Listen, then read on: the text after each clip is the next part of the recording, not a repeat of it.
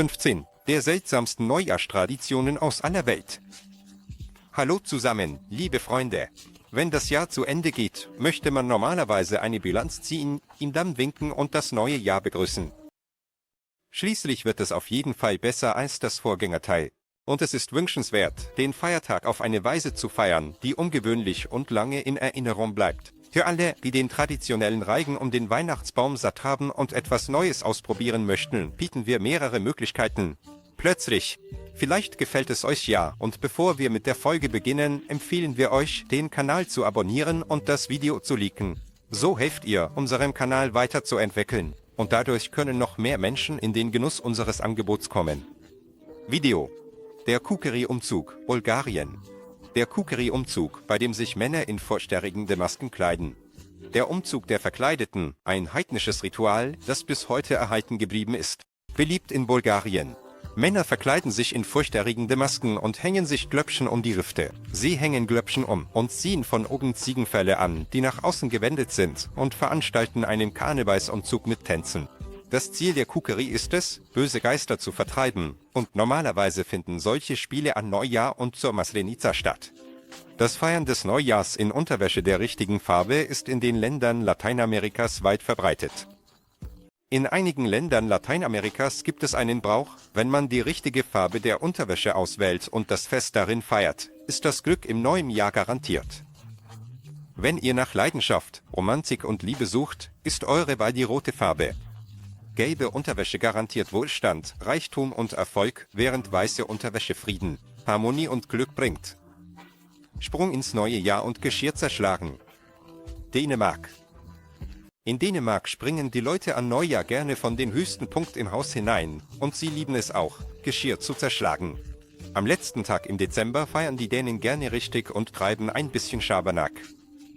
Und sie haben auch eine interessante Neujahrstradition.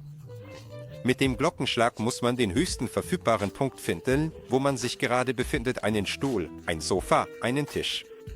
Man klettert darauf und springt mit dem letzten Schlag buchstäblich ins neue Jahr. Außerdem ist Neujahr eine Zeit, um Freundschaften zu festigen. Deshalb sammeln sie das ganze Jahr über alte Porzellanteller und Tassen, um sie an Neujahr auf der Veranda zu zerbrechen, im Beisein von Verwandten oder engen Freunden. Man sagt, das bringt Glück, und je mehr Scherben auf deiner Veranda liegen, desto besser. Glückwünsche für die Kühe. Belgien. In Belgien gratuliert man den Kühen zu Neujahr. Wahrscheinlich, damit die Schokolade besser schmeckt. Die belgische Milchschokolade ist weltweit bekannt, und die Kühe in diesem Land werden mit besonderem Respekt behandelt. Die belgischen Bauern haben eine Tradition. Am 1. Januar früh aufstehen und zu seinen Milchkomüttern gehen, um ihnen ein frohes neues Jahr zu wünschen. Natürlich, auch anderen landwirtschaftlichen Tieren gegenüber haben sie einen respektvollen Umgang.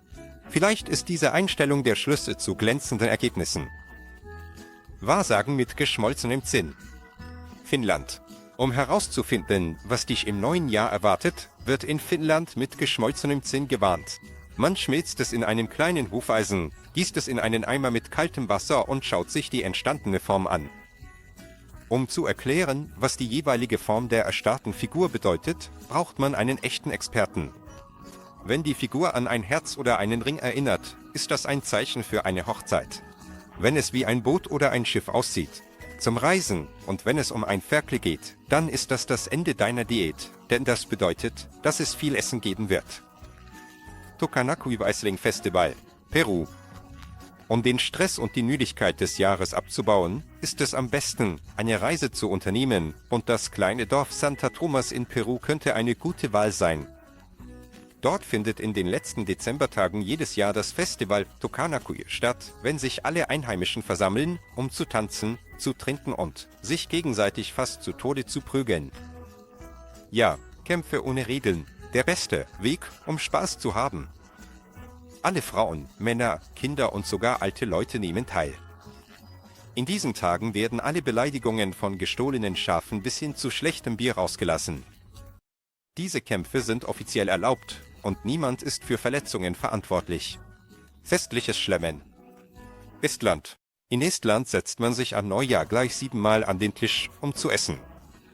Hier sind die, die gerne essen. Um sich an die fernen Zeiten zu erinnern, als es wenig Essen gab und man sich das Essen hart erkämpfen musste, haben die Esten die Tradition eingeführt, sich wenigstens an einem Tag im Jahr dem Schlemmen hinzugeben.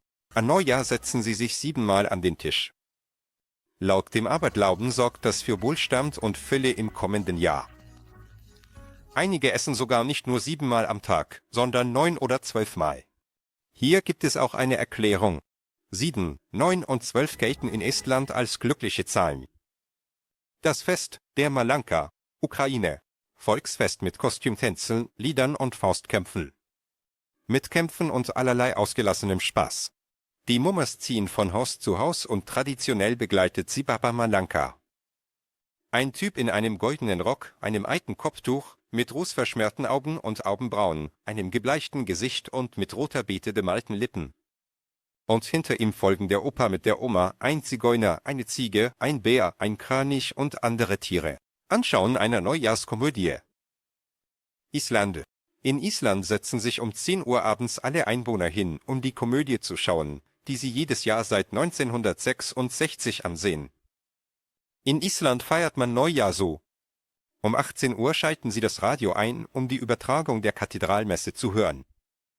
Um 8 Uhr gehen sie nach draußen, um die großen Feuer zu sehen. Früher musste man in diese Feuer all die alten, unnötigen Dinge werfen, um das Haus für das neue Jahr zu reinigen. Heutzutage wird die Tradition gelegentlich aufrechterhalten, indem man etwas ins Feuer wirft. Irgendeine alte Socke oder ein Schuh als symbolische Geste. Aber das Seltsamste kommt danach. Um 10 Uhr abends versammelt sich ganz Island vor den Fernsehern, um die Neujahrsfolge der Komödie zu schauen, und diese Tradition begann schon 1966. Umfragen zeigen, dass 90% der Bevölkerung diese Show schaut, und am nächsten Tag diskutieren alle darüber. Brot in jedes Haus. Irland. In Irland liebt man Lärm. Deshalb gehen an Neujahr alle mit Brotlaiben herum und klopfen an Türen und Wände. Man sagt, das bringt Glück. Die Iren lieben es, Neujahr zu feiern, und sie tun das laut, indem sie die ganze Familie oder große Freundesgruppen versammeln. Und sie wissen definitiv, wie man feiert. Irland hat viele alte Traditionen und Aberglauben bewahrt, und einer davon ist fremd.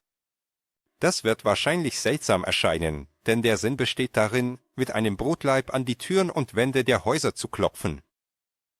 Das soll Wohlstand, Fülle, Glück und Brot in jedes Haus bringen. Nacht auf den Friedhof. Chile. In einer kleinen Stadt in Chile gibt es eine der seltsamsten Neujahrstraditionen. Die Einheimischen versammeln sich auf dem Friedhof, um das neue Jahr in Gesellschaft ihrer verstorbenen Verwandten und Lieben zu begrüßen. Diese Tradition gibt es schon seit ein paar Jahrhunderten, und sie entstand der Legende nach, als Kinder am letzten Tag des Jahres zum Friedhof kamen, um bei ihrem verstorbenen Vater zu sein. Jetzt öffnet der Bürgermeister der Stadt jedes Jahr am 31. Dezember um 11 Uhr abends die Tore des Friedhofs, und tausende Menschen strömen hinein. Der Friedhof ist schön beleuchtet und es spielt klassische Musik. Dinge aus dem Fenster werfen. Südafrika, einer der von Kriminalität am stärksten betroffenen städtischen Bereiche der Welt, der Stadtteil Hillbrow in Johannesburg, ist auch für seine äußerst gefährliche Neujahrstradition bekannt geworden, die ihren Ursprung in die 1990er Jahre. Die Bewohner des Viertels begrüßen das neue Jahr, indem sie alles Mögliche aus den Fenstern hoher Gebäude werfen, von alten Mikrowellen bis hin zu Betten. Und das ärgert die Polizei sehr. Die Bewohner sammeln die Dinge, die sie aus den Fenstern werfen wollen, im Wo aus, um sich langfristig mit Material einzudecken. Im Jahr 2011 wurde diese Praxis für illegal erklärt, aber selbst die Patrouillen auf den Straßen konnten nicht helfen. Einen unglücklichen Passanten vom Kühlschrank, der von oben heruntergeworfen wurde. Der Versuch, die Tiere zu hören. Rumänien. In Rumänien strengen sich die Leute an, um wie Pferde oder andere Tiere zu hören. In Rumänien gibt es den Glauben, dass Tiere die menschliche Sprache verstehen und eine damit verbundene Neujahrstradition, die besonders bei Landwirten beliebt ist. Sie gehen in den Stall oder die Scheune und strengen sich an, um zu hören, welche Geräusche die Pferde oder anderen Tiere machen. Wenn sie plötzlich hören, dass die Tiere mit ihnen in menschlicher Sprache sprechen, ist das ein schlechtes Zeichen, und das nächste Jahr wird nicht einfach werden. Nun, wenn sie nichts hören, ist das ein gutes Omen. Ein Reigen um den Unterwasser-Weihnachtsbaum. Russland. In Irkutsk, Russland. Taucher feiern das neue Jahr unter Wasser. Und sie tanzen sogar einen Reigen um den Weihnachtsbaum. Das ist eine der erstaunlichsten Neujahrstraditionen der Welt. Sie wurde von furchtlosen russischen Tauchern aus Irkutsk ins Leben gerufen. Na, wem könnte das sonst noch eingefallen sein? Die Idee, einen Weihnachtsbaum, Champagner mitzunehmen und auf den Grund des Sees abzutauchen. Baikalsee. Das Ziel ist, den Weihnachtsbaum in die Erde zu pflanzen, damit er wie ein echter aussieht, ihn zu schmücken, ein Glas Wein zu trinken und einen Reigen zu tanzen. Diese Tradition gibt es schon seit 20 Jahren. Letztes Jahr gab es sogar den Weihnachtsmann, der Geschenke verteilt hat. Massenkuss. Venedig. Nach Venedig kommen zu Neujahr jedes Mal Massen von Verliebten. Nicht um einfach nur spazieren zu gehen und die Stadt anzuschauen, sondern weil zu dieser Zeit der Küssmarathon stattfindet. Diese Tradition ist nicht die seltsamste, aber definitiv die angenehmste, sowohl für die Einheimischen als auch für die Touristen. Der Küssmarathon findet jedes Jahr um Mitternacht am 31. Dezember auf dem Markusplatz in Venedig statt. Und jedes Jahr strömen Horden von romantischen Paaren zu diesem Ereignis. Sie versammeln sich etwa um 10 Uhr abends unter dem Turm mit den großen Uhren und fangen an, in Bo auszujubeln, um diesen Akt um Mitternacht unter dem Klang des Feuerwerks noch einmal als Zugabe aufzuführen. Dieses Event fand zum ersten Mal im Jahr 2008 statt und erhielt einen internationalen Preis für die beste Neujahrsfeier. Also, wenn man die Möglichkeit hat und jemanden zum Küssen findet, sollte man zu Neujahr nach Venedig fahren. In jedem Land gibt es etwas Ungewöhnliches oder Seltsames. Jetzt wisst ihr, dass Neujahr nicht nur das Fest des vergangenen Jahres und die Begrüßung des Neuen ist, sondern auch lustige Rituale aus verschiedenen Ländern. Würdet ihr gerne an so einem Event teilnehmen? Schreibt in die Kommentare. Das war's von mir, Pankake. Ich wünsche euch allen einen pankakehaften Stimmung und bis zum nächsten Mal.